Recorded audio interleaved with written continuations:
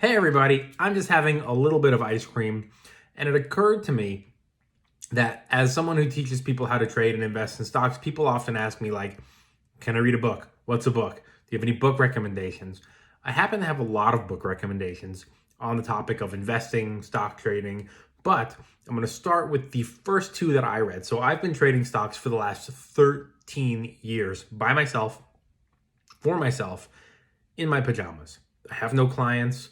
I'm not licensed. I'm not a financial advisor. I can't trade on behalf of other people. The whole reason I started doing this, teaching people on TikTok and YouTube how to trade, how to invest, is because I didn't have anyone like that to teach me how to invest when I first started 13 years ago. As a result, I made a lot of mistakes, which I talk about frequently, and I hope that you, as a new trader and new investor, are able to learn from that. There were two books that I read, along with like websites like Investopedia, which has become a huge, tremendous resource for me over the years. But I'm going to start with the two books I read. I read two books. One was on investing and one was on stock trading. I've only read these two books when it comes to investing and trading, so I'm going to go over them, and then I'm going to share some others that are very popular, but I've never read them, full disclosure. So let's get into it, but first I'm going to finish my ice cream. Everybody knows that this is the best part. None for you. All right, so now that we're done with the ice cream, I want to get into these books. Like I said, I'm going to start with the two books that I read when I first started investing. Let me just give this a little tilt down so it looks a little better. I'm going to go over the books that I read when I first started trading and investing, and I'll cover some other books as well along the way, but I'm really going to focus on these two because they're the ones that I read when I first started, and to be honest, they're the only two that I've ever read, like I said, while I was having my little ice cream. Now, I know people think you can find anything on the internet, and it's true, you really can. But if you're a new investor and you don't know where to start, the best place to start is a book, because a lot of people will say, well, why don't you just research it online? But if you don't know what to research, how are you going to know what to look on Google, what to search for? You're not going to know these terms. You're not going to know what to look for if you don't know what these things are called. So a book like this, what I have on the screen right now, you can see here, I've got the 2010 edition because that's when I bought it a long ass time ago. But this book has many renditions now. This is the fifth one that I have pulled up on the screen. If you click in the comments below, there is going to be a link to these books. There's also going to be a link in my link tree if you forget and you see me popping up later. This book was immensely helpful for me because I didn't know where to start. I couldn't start looking up terms that I had never heard of before. So having a book like this is a great kind of all-in-one place. Depending on, on when you get this book, some of the stuff is maybe a little outdated, depending if you get like an old book, like he talks about which brokerages to use, how to pick a brokerage and stuff like that. A lot of these brokerages are free now, TD Ameritrade, all of these, they don't charge for trades. So there is some stuff depending. I mean, hopefully you'll get a newer one. Don't go and buy the 2010 edition because you'll be a little left behind. But there's a lot of great stuff in here. You can see, look what I just found in here. Powerball ticket. When was this from? 2022. Did I win? I should look. There's a lot of great things in here. There's a lot of great quotes. There's a lot of stuff from like William O'Neill. Like there's this great counting turkeys story, which maybe I can read on this video. One of O'Neill's best examples shows the fallacy of hoping to recover losses from a falling stock. It's the story of an old man and his turkey trap. There was an old man with a turkey trap that consisted of a wooden box held up by a prop. Wild turkeys would follow a trail of corn under the box. When enough turkeys were inside, the old man would pull a string attached to the prop, thereby dropping the box over the turkeys inside. The goal was to trap as many turkeys as possible. One day he had 12 turkeys in the box, but one wandered out, leaving 11 behind. Gosh, I wish I had pulled the string when there were 12 in there, said the old man. Well, I'll wait a minute and maybe another one will come back. But while he waited for the 12th turkey to return, 2 more walked out. Then he says, I should have been satisfied with 11. As soon as I get one more back, I'll pull the string. But the turkeys kept wandering out. Now the old man couldn't give up the idea that some of the original number would return. With a single turkey left, the old man said, I'll wait until he walks out or anything goes in, and then I'll quit.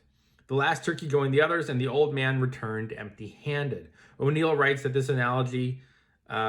analogy to the psychology of a normal investor is amazingly close, which I think we can all agree, right? We've all been in that situation where we've had a stock and we've said, well, if it goes up $1 more or 10 more percent, and then it starts dropping, well, I should have sold it when it was 20. Now it's 18.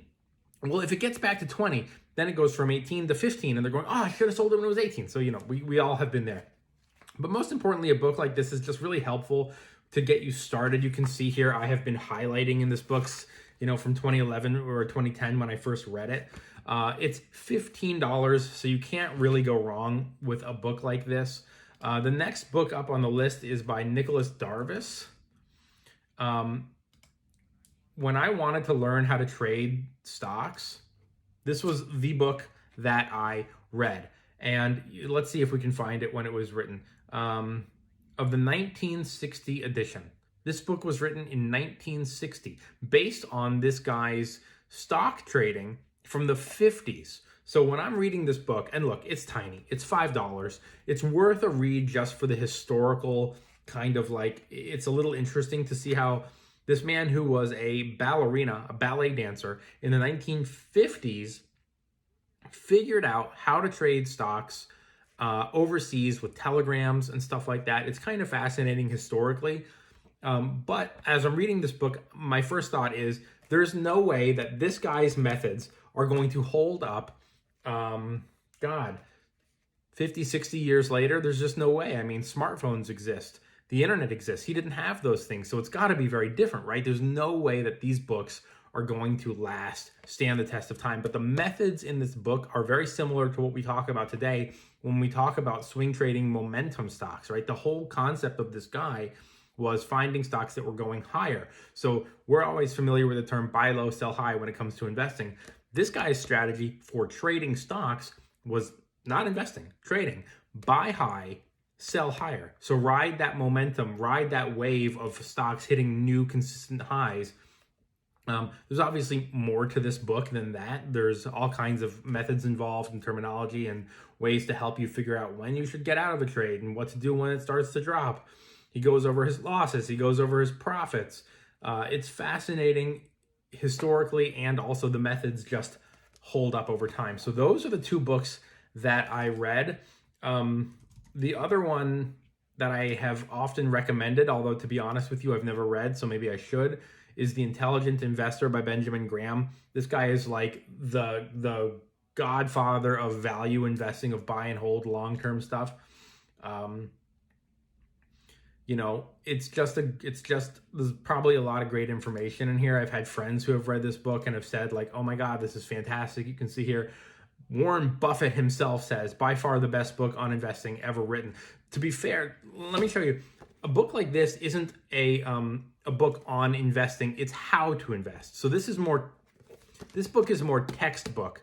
This is, there's a lot of this stuff that you could find on Investopedia, for example, but you wouldn't know to find it unless you knew what to look for. So if you're new, you might not know that, which is why I always recommend the book.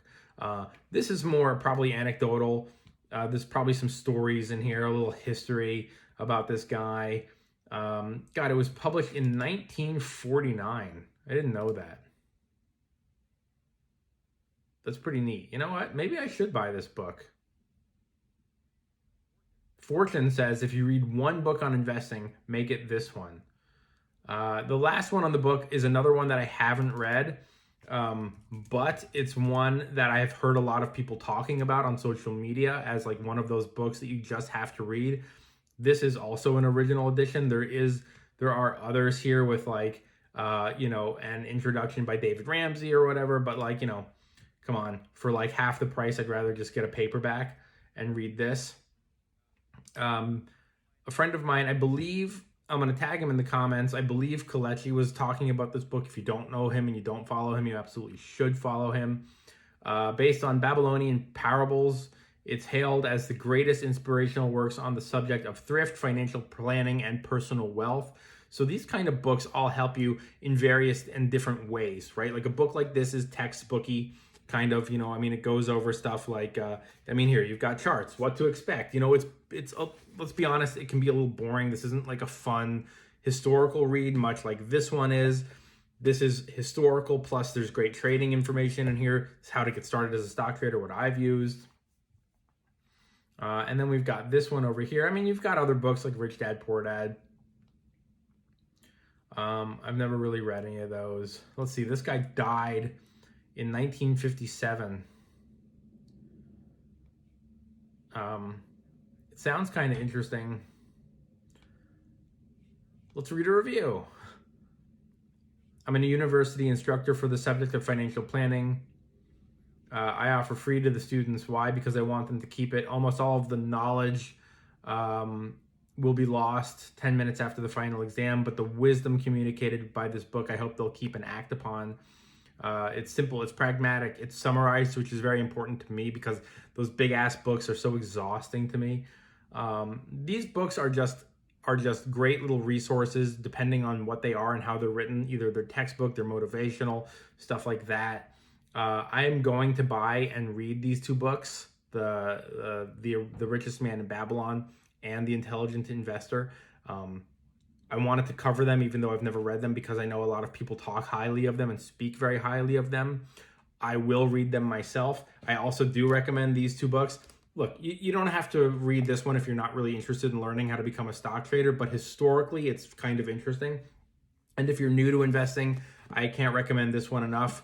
Like I said, it's more of a textbook than anything. Of course, you got to plug my own YouTube channel. Has a lot of great resources. My TikTok account has playlists as well. TikTok and YouTube both have playlists.